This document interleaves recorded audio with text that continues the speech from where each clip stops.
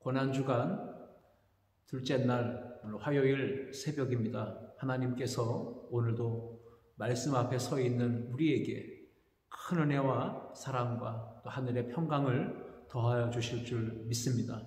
오늘 함께 은혜 나누실 말씀은 누가복음 23장 33절부터 37절까지 말씀입니다. 이 본문 말씀을 함께 읽겠습니다. 해골이라 하는 곳에 이르러 거기서 예수를 십자가에 못 박고 두 행악자도 그렇게 하니 하나는 우편에 하나는 좌편에 있더라. 이에 예수께서 이르시되 아버지 저들을 사하여 주옵소서 자기들이 하는 것을 알지 못함이니이다 하시더라. 그들이 그의 옷을 나눠 제비 뽑을새 백성은 서서 구경하는데 관리들은 비웃어 이르되 저가 남을 구원하였으니 만일 하나님이 택하신 자 그리스도이면 자신도 구원할지어다 하고 군인들도 희롱하면서 나와 신포도주를 주며 이르되 내가 만일 유대인의 왕이면 내가 너를 구원하라 하더라. 아멘. 오늘 우리는 이 본문을 가지고 십자가 용서의 복음이란 제목으로 은혜를 나누고자 합니다. 아무 죄가 없으신 예수님께서 우리의 죄를 대신 짊어지시고 십자가에 달리셨고 못 박히셨습니다. 예수님께서 십자가에 못 박히신 장소에 대해서 오늘 본문 33절은 해골이라고 소개합니다. 해골이라 하는 곳에 이르러 거기서 예수를 십자가에 못 박고 라고 기록합니다. 오늘 누가는 해골이라는 곳으로 소개했지만 예수님의 제자 마태는 예수님께서 십자가에 못 박히신 장소를 골고다라고 소개합니다. 골고다는 아람어로 해골이라고 합니다. 예수님께서 못 박히신 장소를 왜 해골, 골고다라고 불렀을까요? 그 이유에 대해 여러 가지 견해들이 있습니다. 예로부터 처형 장소로 사용된 곳이기 때문에 그곳에 해골이 많이 있었기 때문입니다. 또는 그 지역이 돌로 뒤덮여 있고 매우 척박하고 풀과 나무가 살지 못하는 죽음의 장소이기 때문에 그렇게 불렀다는 것입니다. 또 하나의 이유는 그 지역이 마치 해골처럼 생겼기 때문에 해골이라는 지명이 붙었다라고 이렇게 볼 수 있습니다. 성경을 보면 특히 복음서의 기자들은 예수님께서 십자가에서 못 박히시는 장면을 간략하게 설명하고 있습니다. 오늘 본문에서 보듯 누가는 거기서 예수를 십자가에 못 박고 라고 간략하게 기술했습니다. 왜 그랬는지 아마도 차마 예수님의 제자로서 그 스승님이 붙잡혀 참혹스러운 고통을 당하시고 못 박히시며 물과 피를 쏟으시며 죽어가시는 그 장면들을 낱낱이 기록할 수 없었을 것이라 라고 생각해 볼 수 있습니다. 로마 시대의 십자가 처형은 반역자라든지 도망한 노예라든지 아주 극악무도한 죄인들에게 사용되었던 처형법입니다. 죄수가 자기가 짊어져야 될 그 십자가를 지고 오게 되면 십자가 위에 그 사람을 눕히고 양손과 양발에는 대못을 받고 바위 위에 파놓은 구멍에 십자가를 고정시켜서 십자가를 일으켜 세웁니다. 십자가 처형은 형벌 중에서도 가장 잔인하고 또 수치스러운 처형법으로 잘 알려져 있었습니다. 고난을 받으시고 채찍을 맞으신 예수님, 마침내 해골 이 골고다 언덕 위에 그 십자가에 달리셨습니다. 예수님의 얼굴은 그 머리 위에 씌어진 가시 면류관 때문에 흘러내리는 피로 얼룩져 있었고 온 몸 구석구석 그 피가 흘러내리고 있었습니다. 아무 말 없이 침묵하시며 고통당하시던 예수님이 비로소 침묵을 깨시고 입을 열어 말씀을 하십니다. 예수님께서 십자가에서 입을 열어 첫 번째로 하신 말씀이 무엇일까요? 용서의 기도를 드리신 것입니다. 오늘 본문의 34절을 보시면 이에 예수께서 이르시되 아버지 저들을 사하여 주옵소서 자기들이 하는 것을 알지 못함이니이다 하시더라 했습니다. 인간이 살아가면서 가장 하기 힘든 것이 무엇입니까? 여러분 살면서 무엇이 가장 힘드셨습니까? 저의 경험이나 여러분의 경험을 비추어 볼 때 누군가를 용서하는 것, 이것이 가장 힘든 일이 아닌가 생각이 됩니다. 그래서 죽는 날까지도 용서하기가 어려워서 그것을 못하고 마지막 운명하는 분들도 계십니다. 근데 어떤 분들은 마지막 죽음의 순간을 맞이하면서 그동안 자신에게 상처를 주고 해를 가하고 아픔을 주었던, 고통스럽게 했던 그 누군가를 생각하며 용서하며 눈물로 관계를 회복한 이후에 마지막 눈을 감는 모습을 보게 되기도 합니다.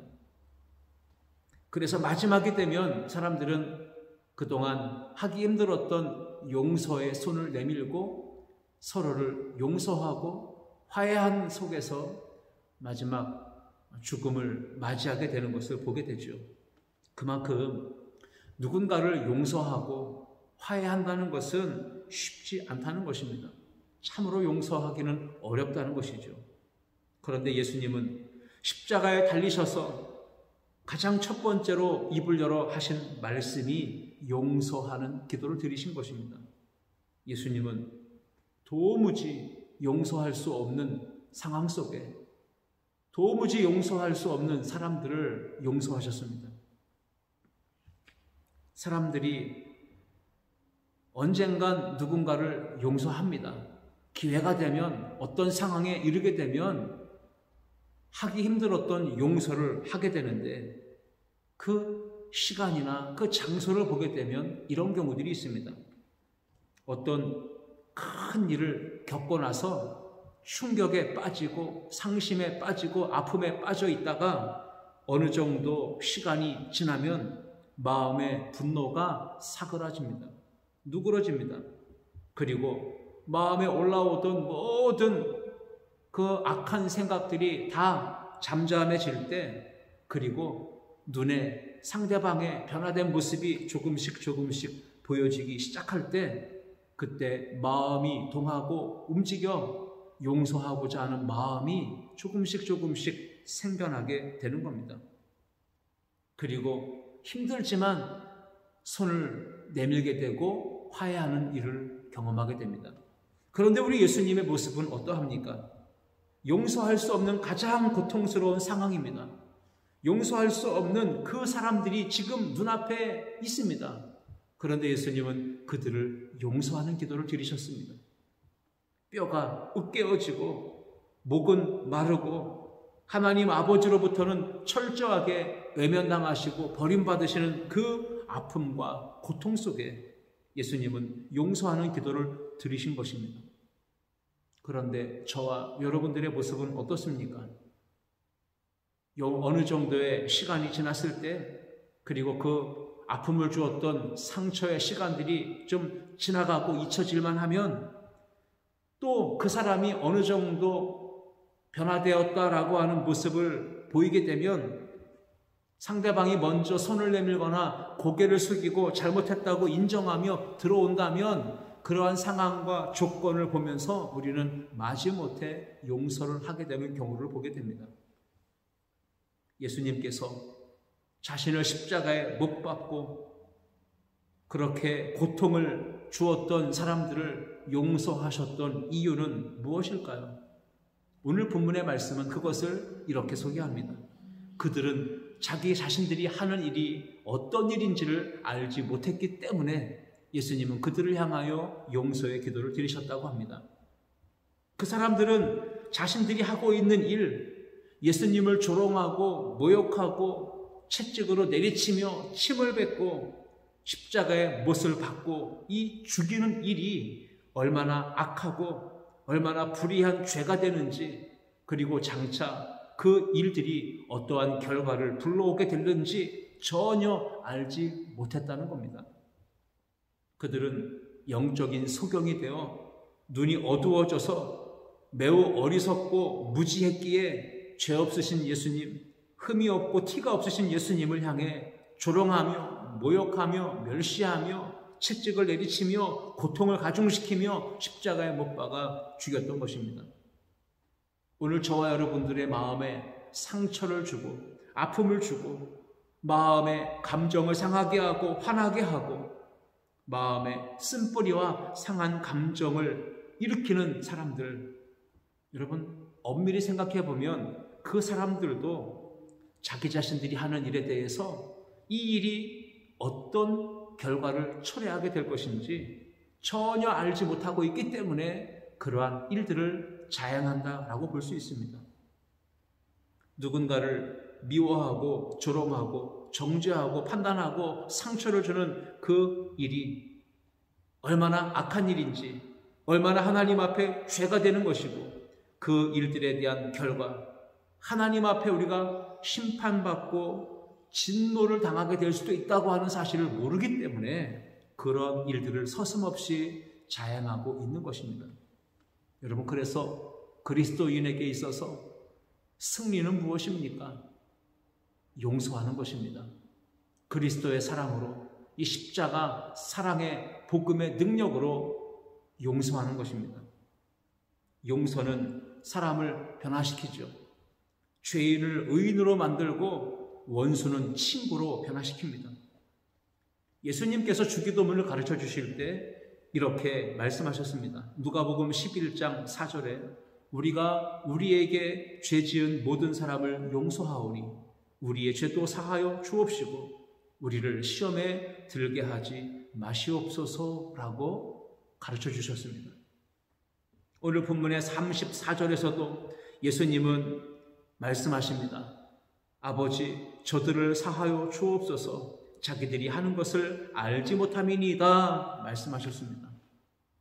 여러분, 예수님께서 이렇게 용서의 기도를 드리셨기 때문에 훗날 베드로는 용서의 은혜를 체험하고 성령의 충만함을 받고 나아가 이 십자가 용서의 복음을 많은 사람들에게 전하여 하루에도 3,000명, 5,000명이나 되는 어마어마한 사람들이 회개하고 돌아오는 놀라운 역사를 일으켰습니다. 이것이 바로 주님의 용서의 기도가 있었기 때문입니다.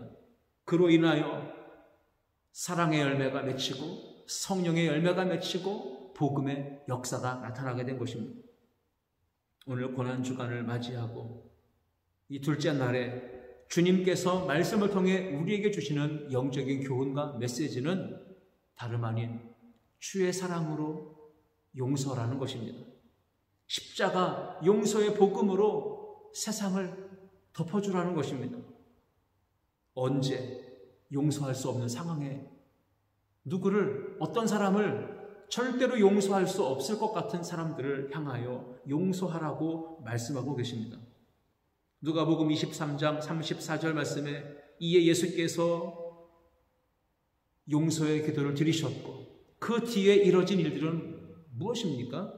그들이, 로마의 군병들은 예수님의 옷을 나눠 제비 뽑습니다. 예수님께 입혀졌던 옷, 로마의 군병들은 예수님을 십자가에 못 박고 매달기 위해 예수님이 몸에 걸치셨던 겉옷 모두 다 벗기고 머리에 둘렀던 수건이나 허리띠나 길고 흰 겉옷이나 소매 없는 짧은 속옷 등 이렇게 예수님이 몸에 걸치고 있었던 옷들을 다 벗기고 그 옷들을 제비 뽑아 서로 나누어 가집니다.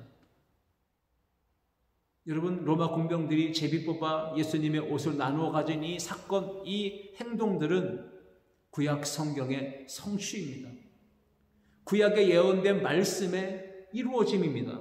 시편 22편 18절 말씀에 시편 기자를 통해서 예언된 말씀이 성취된 것입니다. 내 옷을 나누며 속옷을 제비 뽑나이다 라고 했던 이 시편 기자의 예언의 말씀이 로마 군병들의 행위가 성취가 된 것입니다. 누가복음 23장 35절로 37절 말씀에 예수님께서 십자가에 달리시며 희롱당하시는 모습을 기록합니다. 35절부터 보면 백성은 서서 구경하는데 관리들은 비웃어 이르되 저가 남을 구원하였으니 만일 하나님이 택하신 자 그리스도이면 자신도 구원할지어다 하고, 군인들도 희롱하면서 나와 신포도주를 주며 이르되 내가 만일 유대인의 왕이면 내가 너를 구원하라. 비난하고 희롱하고 조롱했습니다. 마태는 지나가는 사람들도 예수님을 욕했다고 합니다. 머리를 좌우로 흔들며 예수님을 욕했다고. 마태복음 27장 39절 말씀에 지나가는 자들은 자기 머리를 흔들며 예수를 모욕하며 라고 기록합니다. 여러분, 사람은 아무리 약한 사람이라 할지라도 상대방이 엄청난 고통과 어려움을 겪으면 동정심이 생깁니다. 그리고 자신도 모르는 사이에 마음에 불쌍한 마음이 생겨나게 됩니다. 그런데 오늘 이 본문을 통해 십자가를 지시고 고통당하시며 죽어가시는 예수님을 바라보는 이 사람들은 동정하기는커녕 오히려 멸시하고 조롱하고 희롱하고 모욕했습니다. 사복음서를 보면 예수님의 십자가를 바라보며 일반 백성들, 관리들, 지나가는 사람들, 대제사장들과 율법학자들과 장로들, 심지어는 예수님 좌우편에 매달렸던 흉악한 강도들까지도 예수님을 조롱하고 비난하고 욕하고 희롱하고 모욕했다고 기록합니다. 그들이 했던 조롱은 이것이었습니다. 35절 말씀해 보시면 만일 네가 하나님의 아들 그리스도이면 너 자신을 구원해보라 라고 하는 것입니다. 37절 말씀에도 네가 만일 유대인의 왕이면 네가 직접 너 자신을 한번 구원해보라 라고 하는 비난이고 조롱이었습니다. 마태복음 27장 40절에 보시면 이렇게 조롱합니다. 이르되 성전을 헐고 사흘에 짓는 자여 내가 만일 하나님의 아들이었든 자기를 구원하고 그 십자가에서 내려와라. 이렇게 조롱을 했습니다. 한마디로 말하면 네가 진정한 메시아요, 그리스도요, 하나님의 아들이요, 구원자라면 그렇게 힘이 없는 모습으로 십자가에 매달려 죽어가지 말고 당장 그 손과 발에 박힌 못을 뽑아버리고 이 십자가에서 뛰어 내려와 봐라. 그러면 우리가 네가 하나님의 아들이요, 유대인의 왕이요, 그리스도인 것을 믿겠다라고 조롱을 하는 것입니다. 여러분, 예수님께서 그 조롱의 말을 들으시고 당장에 분노하시며 자존심 상해하시며 십자가에서 뛰어 내려오셨다면 하늘의 천사를 동원하여 모욕하고 조롱하고 희롱하고 십자가에 못 박은 그 대적자들을 한순간에 다 진멸하셨다면 어떻게 되었을까요? 만약에 그렇게 예수님이 행동하셨다면 하나님 아버지께서 이 세상을 구원하시려고 하는 모든 계획은 다 물거품이 되는 겁니다. 수포로 돌아가는 것입니다. 절대로 하나님의 구원 계획은 이루어질 수가 없게 되는 것입니다. 하나님의 구원의 계획이 이루어지려면 예수님이 십자가에 달리셔야만 했고 그 죄값을 완벽하게 지불하셔야만 했습니다. 그 담당하셔야 될 죄값이 무엇입니까? 사람들로부터 멸시와 천대를 받고 침뱉음을 받고 채찍을 맞고 수치와 형벌을 받으시고 물과 피를 다 쏟으시고 죽으시는 것, 그것이 바로 죄값을 지불하시는 겁니다. 신앙생활, 가정생활, 교회생활, 학교생활, 여러분 자존심을 내려놓지 못하고 버리지 못한다면 절대로 어떠한 관계에서 오는 이 갈등의 문제를 해결할 수가 없습니다. 여전히 관계가 회복되지 못한 채 가정에서, 학교에서, 직장에서, 교회에서, 사회 속에서 불편한 관계를 지속하고 있는 분들이 계십니까? 오늘 예수님이 우리에게 십자가 용서의 복음을 주셨습니다. 십자가는 용서를 말씀합니다. 고난주간에 우리는 나를 용서하시고 구원해 주시기 위해 이 땅에 오신 예수님, 물과 피를 쏟으시며 온갖 고초를 당하시며 희생을 당하신 예수님을 생각하며 우리도 한 영혼의 구원을 위해 용서의 기도를 드리며 십자가 사랑의 복음으로 손을 내어 밀고 관계를 회복하며 나아가는 은혜가 있기를 원합니다. 용서할 수 없는 상황 속에 용서할 수 없는 사람들을 향하여 용서의 손길을 내미신 예수님을 본받아 오늘도 사랑의 손길을 내어미는 복된 하루, 예수님처럼 치유와 회복의 역사를 이루며 나아가는 우리 아름다운 교회 모든 성도들의 삶이 되실 수 있기를 주님의 이름으로 축복합니다. 기도하시겠습니다. 하나님 아버지, 예수님께서 십자가를 지시고 고난당하시는 그리고 죽으시는 이 모든 상황 우리는 말씀을 통해 깨달았습니다. 십자가는 우리에게 용서를 말씀한다는 것을, 이 용서의 복음이 우리를 살렸고 우리를 변화시켰습니다. 우리가 하나님의 자녀가 되었다면 이 십자가 용서의 복음을 가지고 나아가 가정을 회복하고 깨어진 관계를 다시 회복해 나가는 우리 성도들의 삶이 되게 하여 주옵소서. 오늘도 예수님과 함께 동행하며 예수 그리스도의 향기가 되고 편지가 되는 삶을 살게 하여 주옵소서. 예수님의 이름으로 축복하며 기도하옵나이다. 아멘.